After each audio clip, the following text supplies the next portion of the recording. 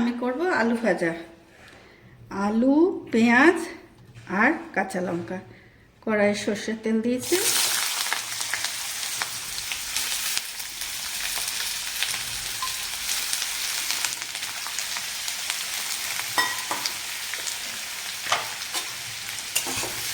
একটু নেড়ে নেব। দিলাম লবণ আর হলুদ। আলু ভাজা আস্তে আস্তে হতে থাক। এর মধ্যে আমি মসুর ডালের বড়াটা করব, সেটা বেটে নিই। আলুটা ভাজা হয়ে গেছে, এবার আমি তুলে নেব।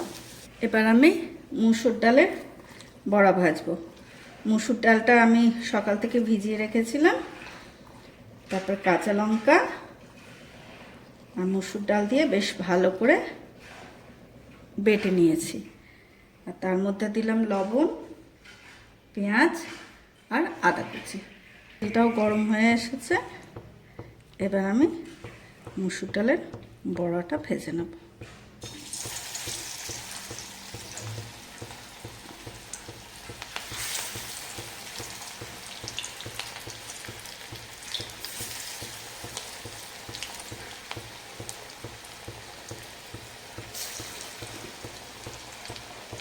মুসুর ডালের বড়াগুলো হয়ে এসেছে।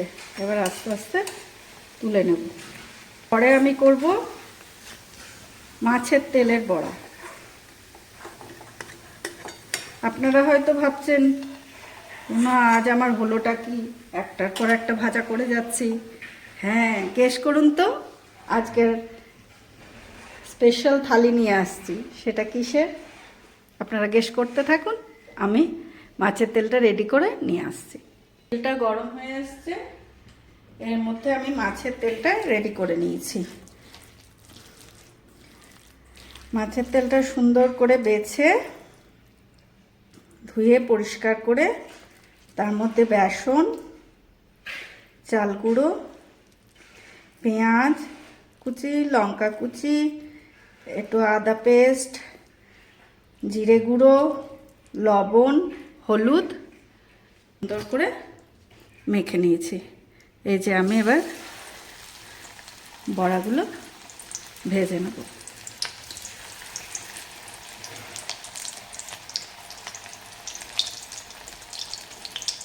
আচ্ছা বলুন তো, আপনারা কি কিছু গেস করতে পারলেন? আচ্ছা, আমি বলে দিচ্ছি। আজ আমি বেশ জমিয়ে পান্তা ভাতের আয়োজন করছি।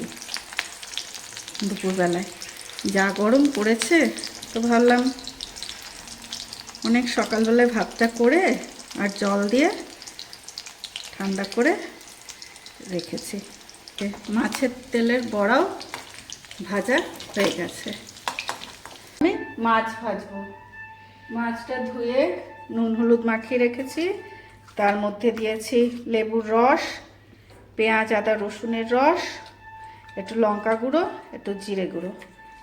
আধ ঘন্টা মতো রেখে দিয়েছিলাম। এবার ভাজবো।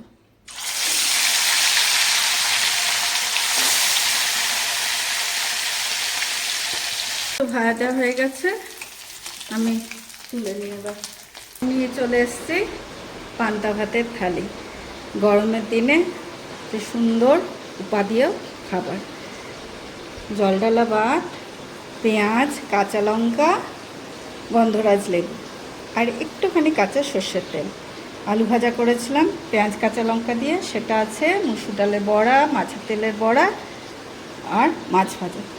তো চলুন খেতে বসেই। এবার কেমন লাগছে অবশ্যই জানাবেন।